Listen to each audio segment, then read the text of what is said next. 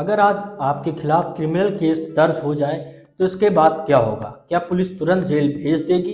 FIR के बाद क्या होता है? चार्जशीट क्या होती है और ट्रायल कैसे चलता है और आखिर फैसला कौन देता है? अगर आपको क्रिमिनल केस का पूरा प्रोसेस शुरू से अंत तक समझना है तो इस वीडियो को आखिर तक जरूर देखिए, क्योंकि आज मैं पूरा प्रोसेस आसान भाषा में समझाने वाला हूँ। मैं हूँ अभिजीत, आपका अपना लीगल एडवाइजर।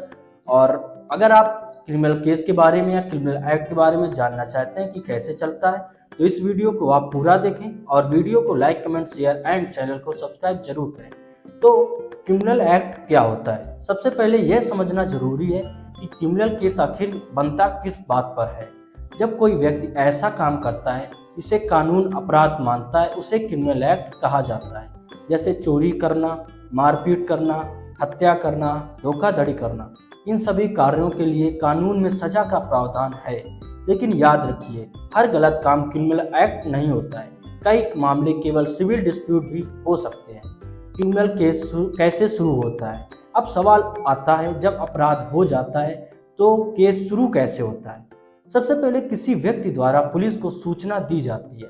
अगर मामला गंभीर अपराध का है तो पुलिस एफआईआर दर्ज करती है और एफआईआर दर्ज होने के बाद इन्वेस्टिगेशन शुरू हो जाती है।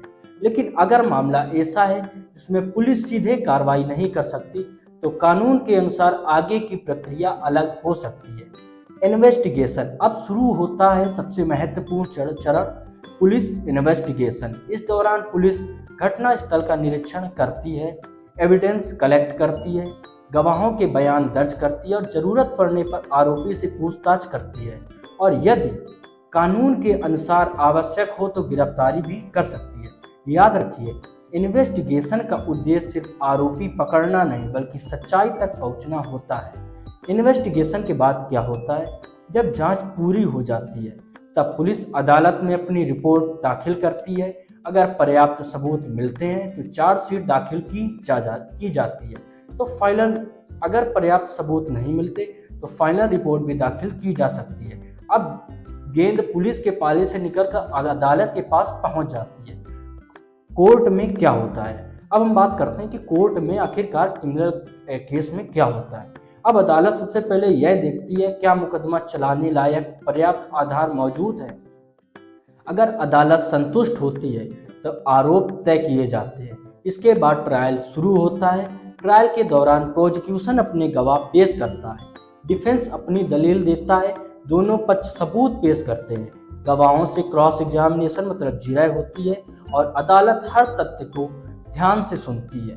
फाइनल जजमेंट होता है। जब पूरी सुनवाई खत्म हो जाती है तब अदालत सभी सबूतों और गवाहों के आधार पर फैसला सुनाती है। अगर अपराध साबित हो जाता है तो सजा दी जाती है। अगर अपराध साबित नहीं होता तो आरोपी को बरी भी किया जा सकता है। यही वजह कि एफआईआर दर्ज होना और दोषी साबित होना दोनों बिल्कुल अलग बात है। तो दोस्तों, क्रिमिनल केस का पूरा सफर कुछ इस तरह होता है: crime, information, FIR, investigation, chargesheet, court, trial, judgment. याद रखिए, पुलिस जांच करती है लेकिन किसी व्यक्ति को दोषी या निर्दोष घोषित करने का अधिकार केवल अदालत के पास होता है। अगर आपको कानून को आसान भाषा में समझना है तो ऐसे वीडियो के लिए हमारे चैनल को जरूर सब्सक्राइब करें। मैं हूं अभिजीत, आपका अपना लीगल एडवाइजर, और ऐसे लीगल अवेयरनेस वीडियो देखने के लिए हमारे चैनल लीगल अभिजीत को सब्सक्राइब करें। Thank you. मिलते हैं फिर एक नेक्स्ट टॉपिक के साथ। धन्यवाद।